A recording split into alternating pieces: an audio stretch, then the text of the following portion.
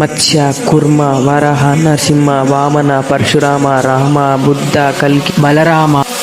ఇలా ఒక్కొక్క అవతారం రక్షణ, ఆధారం, ఉద్ధరణ, భక్తపాలన, నిగ్రహం, శిక్షణ, ధర్మస్థాపన, శాంతి, సంహారం కోసం అవతరించిన అవతారాలైతే అధర్మ నిర్మూలన కోసం అవతరించిన అవతారం ఆ శ్రీకృష్ణుడి అవతారం. ద్వాపర యుగంలో పుట్టిన ఆ శ్రీకృష్ణుడు చెడు మొత్తాన్ని అంతం చేసి మరణించాడు. కానీ ఈ కలియుగంలో అంతకు మించిన చెడు, క్రోధం, మోహం, కామం అలా అంతులేనంతగా పెరిగిపోయాయి. ఇప్పుడు అందులో ఒక చెడుని అడ్డుకోవడానికి పుట్టిన ఒక యువకుడి కథ, ఆ శ్రీకృష్ణుడు మరణించిన బల్కా తీర్థ కథ, ఒక ధర్మం గెలిచిన కథ, ఆ అర్జునుడి కథ.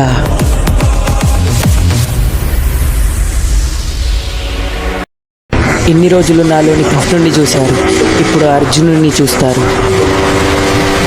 నేను వస్తున్నాను.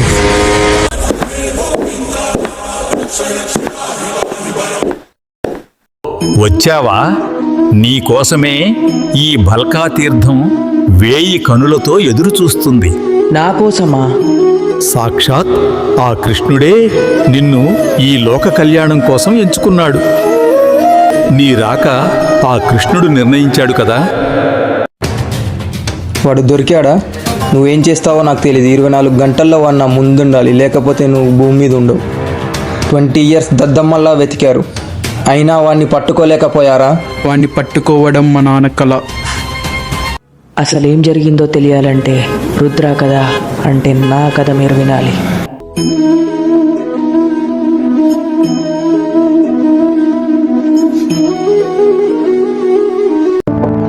గుడ్ మార్నింగ్ రుద్ర, లే. గుడ్ మార్నింగ్ అమ్మా. Good morning.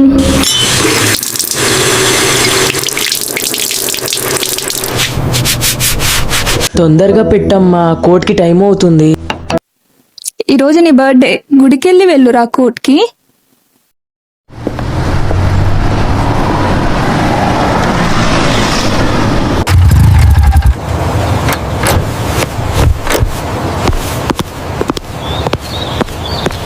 నమస్కారం గురువు గారు. వచ్చావా రుద్ర? నా పేరు మీకెలా తెలుసు గురువు గారు? నీ పేరు అందరూ గుర్తుపెట్టుకోవాల్సింది. నాకు మొన్నటి నుండి చాలా సమస్యలు వస్తున్నాయి గురువు గారు. ఈ పంచభూతాల్లో గాలి మరియు నీరు నన్ను ఎందుకో వెంటాడుతున్నట్టు అనిపిస్తుంది గురువు గారు. నేను రోజు వెళ్ళే దారిలో వెళ్తే నాకు ప్రమాదం జరిగేది గురువు గారు.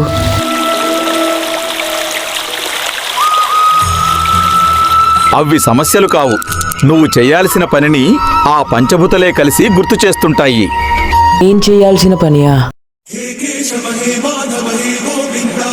నాకు కలలో వచ్చిన టెంపుల్ బల్కా తీర్థమా?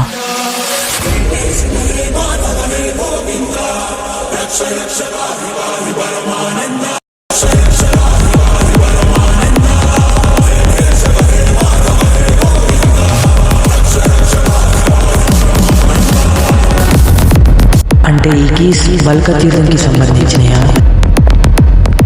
నేను బల్కా తీర్థంకి వెంటనే బయలుదేరాలి.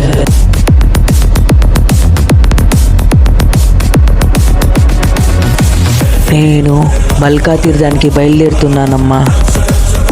ఇన్ని రోజులు నా కలలోకి వచ్చింది సాక్షాత్తు ఆ కృష్ణుడు మరణించిన స్థలము బల్కా తీర్థము. అవునా? ఇప్పుడు నువ్వు నా కొడుకులా ఉండడం కన్నా ఒక యోధుడిలా ఉండడమే కరెక్ట్. నువ్వు ఎలాగైనా ఈ విజయాన్ని సాధించాలి. అసలు బల్కా తీర్థం గురించి నాకెందుకు కలలో వస్తుంది? దానికి నాకు సంబంధం ఏంటి? అసలు నేను చేయాల్సిన పని ఏంటి?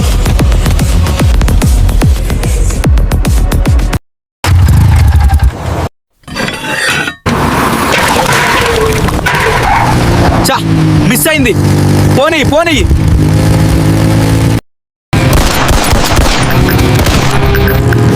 బుల్లెట్స్ అయిపోయాయి.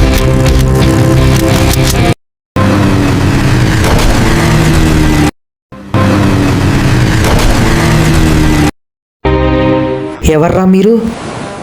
నిన్ను చంపుమని 2 లక్షలు ఇచ్చారు. ఎవరిచ్చారు? అది నాకు తెలీదు. పని అయ్యాక డబ్బులు ఇస్తాము అన్నారు. ఇది నేను అనుకున్నంత చిన్న సమస్యలా కనిపించట్లేదు. బల్క తీర్థంకి ఎలా వెళ్ళాలి? రుద్ర, నువ్వేంటి ఇక్కడ? నేను నీకు ఎలా తెలుసు? నీ గురించి నాకు కాదు, నీ గురించి నువ్వు తెలుసుకోవాల్సిన నిజాలు చాలా ఉన్నాయి. శ్రీకర హాస్పిటల్స్ చైర్మన్ రాజశేఖర్ పేరుకే వీడు ఒక బిజినెస్ మ్యాన్, కానీ వీడు చేసేవన్నీ ఇల్లీగల్ పనులు. నిన్ను పుట్టగానే చంపేయాలి అనుకున్నాడు. శ్రీకర హాస్పిటల్స్లోనే జరగాలి. అర్జునుడి కృపతో పుట్టినవాడు నాకు కావాలి. అలా May 2న అన్ని డెలివరీస్ తన హాస్పిటల్లోనే జరగాలి అని అనుకున్నాడు. నమస్కారం గురువు గారు. దీర్ఘాయుష్మాన్ భవ. నువ్వు పంపించిన 2 లక్షల జాతకాలు అవి ఏవి కూడా అర్జునుడి కుటుంబంతో పుట్టిన పిల్లల జాతకాలు కావు. సార్, అన్ని హాస్పిటల్ రికార్డ్స్ వచ్చాయి, కానీ ఒక్క హాస్పిటల్ రికార్డ్ ఫైర్ యాక్సిడెంట్లో కాలిపోయింది. ఉండకూడదు. ఆ హాస్పిటల్లో పుట్టిన పిల్లలు ఎవ్వరూ ఉండకూడదు. ఆ అర్జునుడి కృపతో పుట్టిన పిల్లోడు ఈ భూమిపైన ఉండకూడదు. అలాగే సార్, వాడిని ఫినిష్ చేసి కాల్ చేస్తాను. సార్, మీరు చెప్పిన పని అయిపోయింది, మరి నా పేమెంట్ పంపించండి సార్. సరే, నువ్వు అక్కడ ఎవ్వరికీ అనుమానం రాకుండా వెంటనే బయలుదేరు.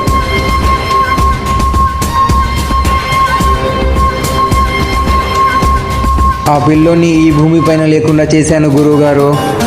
ఆ అర్జునుడి కృపతో పుట్టిన పిల్లవాడు ఇంకా శ్వాసతోనే ఉన్నాడు.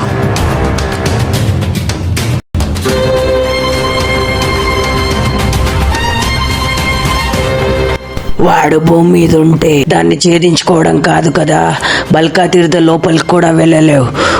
గుర్తుంచుకో.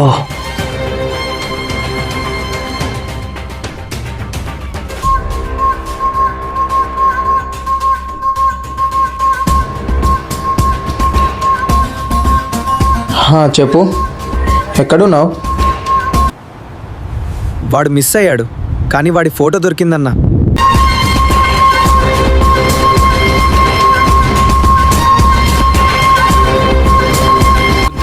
ఎక్కడున్నాడు? మీరిద్దరు ప్రాణస్నేహితులు అని విన్నాను. నువ్వు చెప్పకపోతే నువ్వు బ్రతుకుండవు. నువ్వు ఇప్పుడు చెప్పకపోతే నీ కుటుంబం మొత్తాన్ని లేకుండా చేస్తాను. వద్దు, చెప్తాను. వాడు హైదరాబాద్లో ఉన్నాడని మాత్రమే తెలుసు.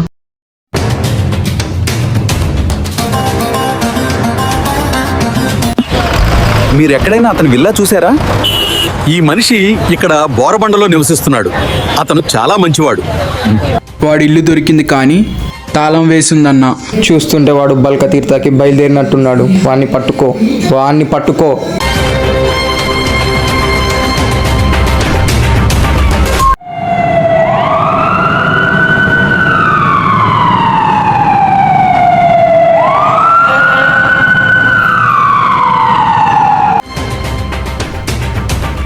అసలేం జరిగింది నాన్న?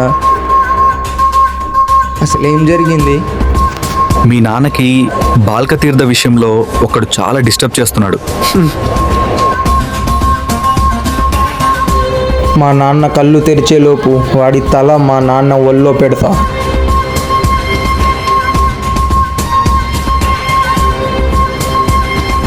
అరే మున్నా, ఎన్వి, ఇప్పుడు ప్రశాంతంగా ఉండు.